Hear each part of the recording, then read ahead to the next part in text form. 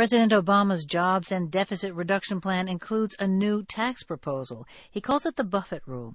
It would impose a new tax on people who make more than $1 million a year, who currently pay a much lower rate than an average middle-class American. The president, in fact, proposed this rule to a group of people with a lot of millionaires in it. Congress. NPR's Andrea Seabrook reports. The number of Americans who are millionaires is pretty low, about 1% of the population. Members of Congress who are millionaires, nearly 50%. That's according to the Center for Responsive Politics, a nonpartisan watchdog group that tracks money in politics. Michael Beckel is its spokesman. He says of the 435 members of the House, 244 current members of Congress are millionaires. That's about 46%. And that includes 138 Republicans and 106 Democrats. Beckel is talking about net worth, the total amount of money and assets lawmakers have, according to their own financial disclosure forms. In fact, there are probably many more millionaires in Congress, since lawmakers don't have to include the value of their family home and other details. Beckel says this wealth already makes life pretty different for lawmakers than for the constituents they represent. A member of Congress is more likely to be hit by the tax hike they're considering. Now, the Buffett rule is not aimed at millionaires per se, but at people who earn an income of at least $1 million a year. Some in Congress come under this category too. But people much more likely to get hit by the Buffett rule?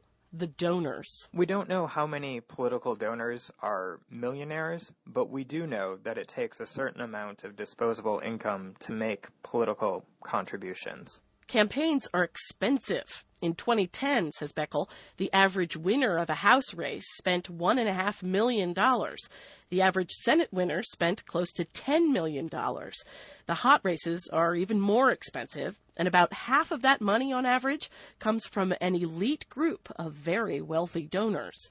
People who get a lot of attention from politicians. People who have plenty of opportunities to tell lawmakers how they feel about a new millionaire's tax. Wealthy Americans have more access to lawmakers than most regular voters and constituents do. Now, not everyone agrees that the flow of money in politics creates a conflict of interest for lawmakers on some issues. Roger Pilon of the libertarian think tank the Cato Institute says just the opposite. They're not going to be affected or corrupted by any single small contribution. In fact, the more money there is, the less potential there is for such corruption. If a lawmaker votes against a millionaire's tax, Pilon believes it's because of his or her political ideology, not because of a campaign donation. So what we have here is a kind of chicken and egg question. Which came first, the donation or the decision on how to vote for a particular bill? For the wealthy, opportunities to lobby against the millionaire's tax happen every day. All they have to do is pay the minimum donation, which could be $5,000 or even $30,000. Andrea Seabrook, NPR News, the Capitol.